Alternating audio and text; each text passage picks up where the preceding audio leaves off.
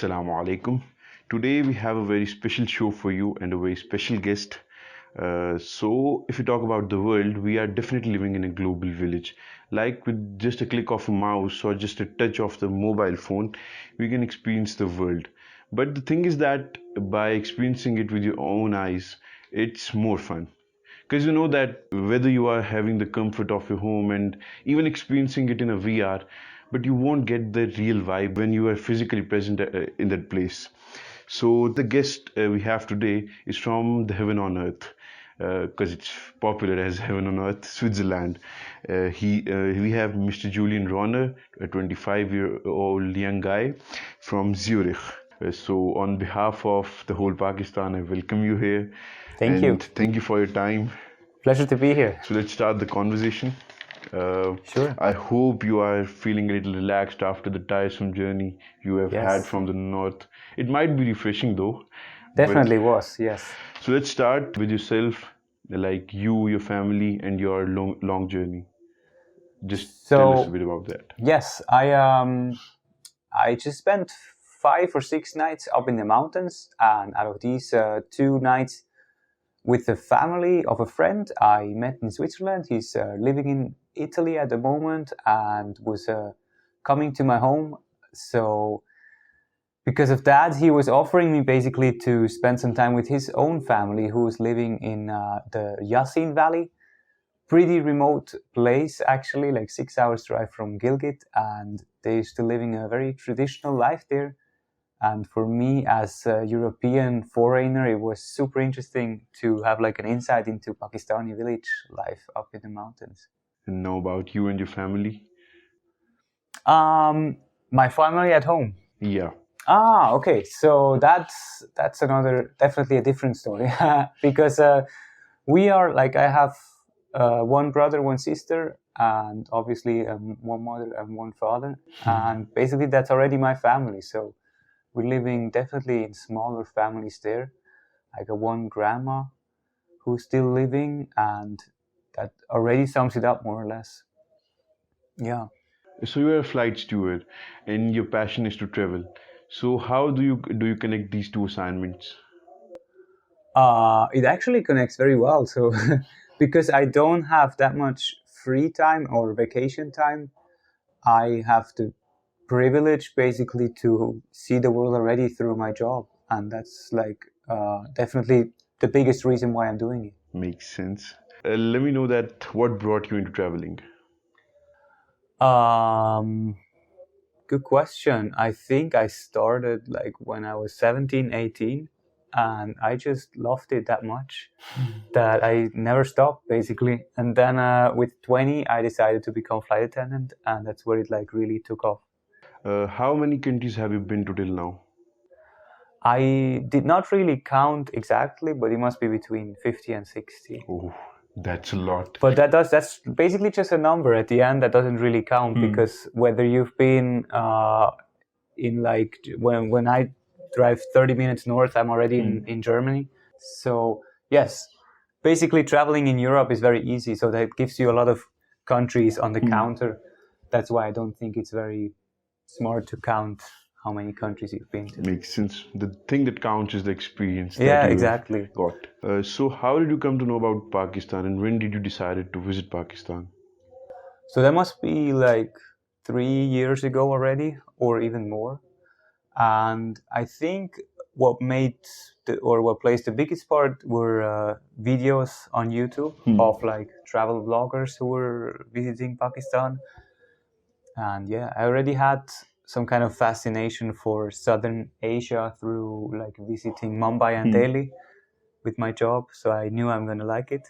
So how many cities have you visited in Pakistan? I've only been to Karachi, Lahore, and Islamabad. And then to the northern areas like Gilgit probably as a city. You would have heard that how Western media shows and tells about Pakistan. So what was your perception before visiting Pakistan, and what's your what do you think about Pakistan now? So definitely yes. I think it was more of a thing telling people I'm going to Pakistan, that maybe their reaction would be like, oh, but is it safe? That question definitely came up. But personally, I knew through the videos that this is Safe. yeah, and basically all these stories that you read are, they might not be a lie, but it's just a small portion of the truth, right? So I was already aware of that, and I was not a single minute afraid, I would say. What did you like most about the Pakistan? Definitely the people. Like that's actually an easy question. So yeah, from the first minute when I arrived in Karachi, I was greeted very warmly, like, and it was always super easy and open conversations with Pakistani. It was always a big pleasure. I think I've never met that many people in one single country in such a short time. And what were your major challenges during this whole journey? I think like the lack of tourist infrastructure. So things like exchanging money was extremely difficult. I brought some US dollars, I brought some Swiss francs too, and just changing them was not easy. I think also due to like the Eid festivities and everything, but in general, not very easy to even find these offices. Buying a SIM card, stuff like that. What was your perception about the Pakistani people before visiting Pakistan? I already knew that they're going to be very friendly through these videos. That's basically also what they promote. Makes sense. You see people like this Australian guy. Luke Demon. Yeah, exactly. That gets things like for free, and just like, and you see that how they are getting treated, and you feel it through the videos, like the warmth. And what did you think of Islam before, like Islam and Muslims before and now? So that may have changed a little bit. I thought Muslim are mostly quite like conservative and more quite like serious about the religion. Also looking at Muslim in our country, which now turned out to not be true all the time. I think I met a lot of people who were very liberal with, like, in general, with their lifestyle and with also their relationship to the religion. So they were not denying their religion at all. Like they were still definitely calling themselves Muslim, but still living a very open and modern Like they say, don't judge the lifestyle. book by its cover. Definitely, yes. Have you experienced any celebration or a festivity in Pakistan? I have. I had the luck to come exactly like one day before Eid. So basically, I had the opportunity to see the biggest festivity, or one of the biggest festivity in the year. And you also experienced a wedding. I've experienced the wedding as well. Yes. So no, I'm really, really happy about that for sure. That's not a given. How's a Pakistani wedding different from the Swiss wedding?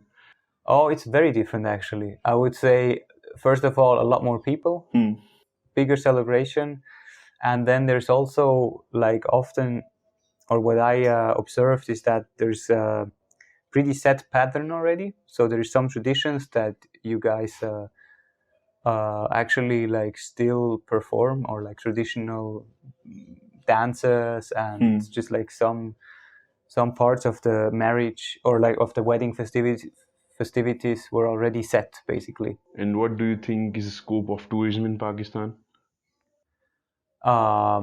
You mean like in terms of what would be possible, or what's going to be the future? What's going to be the future? I can imagine that it's going to be like the tourists are going to come a lot more. I think there already were more tourists in earlier days, and I think the main part that has to change is the perception of the country in general in the outside world. And what do you think needs to be improved? Well, definitely what I said before. I think, and that's going to be like an automatic process. I think stuff like, if there were more change offices, if there was like if it was easier to get a SIM card for foreigners, or if you could even do it like other countries, that it's not that we get treated the same as local people. So for example, my card works at all of the ATMs, or I can get whatever SIM card local people get. But of course, that's gonna be Improved. that's gonna be improved as soon as more people are coming, I think. And what about being expensive? Is Pakistan expensive than other countries? No, I wouldn't say. It's definitely one of the more affordable countries I've been, for sure. Since you belong to a really beautiful country and it's popular as heaven on earth, so how would you compare the landscape of Switzerland to Pakistan? I think there is big similarities of some regions to Switzerland, because I think, as far as I know, that would be Kashmir or maybe areas around Swat. But personally, I've not been there, so I can't really compare. So generally, I would say that it's very different. Very different, yeah. And what's the best food you tasted here? That's a very hard question, because most food was actually very delicious. I think I would set for karai, but I love all of them. In a chicken kadai or a beef kadai? Chicken, actually, yes. Have you bought anything for your family from here? Like a souvenir or I something? don't have that much space in my luggage, because I'm still traveling on carry-on only. So I have some dried apricots that I got from the family, and that's already it. If you get the chance to come again to Pakistan, so what place would you definitely go to? A few, like, already set, actually. So I would fly into Islamabad. I would definitely visit Peshawar. I would probably visit areas like Swat, and I would go again to the northern areas. And Swat is, that it's popular as Switzerland of Pakistan. Yeah, see, so that's going to be interesting to see. Yeah, and it would be like a bit more interesting to compare the landscapes. Exactly. What's the most interesting happening during your journey here? That's a great question. I can't set for one thing. I mean, obviously, all these cultural insights, like the marriage, like the village life up there, were super interesting. But then again, I'm also a huge fan of the big city life of Lahore and Karachi. So I can basically just stand on one of these passenger bridges and watch the traffic. So I can't really set on one. A person who you met here and who you'll remember in your future? All of them, I think. Really, like, that's not just one person. That's impossible to say one person, because I have met the family of the friend in Karachi. They were all great people. I had even contact with a cousin in Lahore. I had you guys here in Islamabad, the family up there. So you're all going to be in my mind forever. If anybody asks in your home country that how's Pakistan, so how would you explain it? I would explain it as super hospitable country. That's like very diverse in culture, very diverse in landscapes too, where you can experience huge cities that also may have like their downsides, because they're really dirty. They're actually very loud. I'm sure not all of the tourists would love that. I personally love it, but if you don't like that, you can still come to Pakistan, because there is a huge range of mountains with beautiful landscapes and amazing people. Let's talk about a bit about yes theory. So if someone asks you that what really is yes theory, so how would you define yes theory? Um, well, as a movement of people who try to maybe get out again, because nowadays people maybe, I think, tend to spend a lot of time at home, go home after work, and I don't know, spend their time on the phones or online. And maybe yes theory tries to promote to go out again and like have an adventurous life, because at the end, that's what you're going to remember when you're old. And as long as you're healthy and have the capabilities of like experiencing adventures, I think you should go out and seek discomfort. How did you find the community members of Pakistan? Like, how were they? I think they were embodying actually that message pretty much. Like, they were very lively people with goals in their heads, who were not just like resting and like full of ideas. Yeah. As an ambassador of Switzerland, how would you explain Switzerland to a normal Pakistani person? I'm probably not a good ambassador for Switzerland, but I would say, like, if I would have to promote it, I would say it's definitely a beautiful country, like from nature, as you said, Hmm. especially for people coming from drier and hotter areas. I think it has that like paradise look. Other than that, it's a small country, so and it's expensive, so that's a downside, So let unfortunately. so let's conclude the conversation. My tagline is desire to inspire. So keeping that in mind and specifically keeping the youth in mind, what message would you like to give the viewers? Okay, viewers. um, well, actually, the yes theory message, to be honest, just go out, and if you have something in your mind that you want to do, try doing it. Even if you fail, you're gonna learn from that. Even if you might not achieve exactly what you want, you might achieve something else. You might meet people that you would have never met otherwise. So I think it's never a bad idea to try something out. So let's conclude this conversation with a motto, uh, to seek discomfort. And I hope you liked this episode. So take care. Allah Hafiz. Bye bye.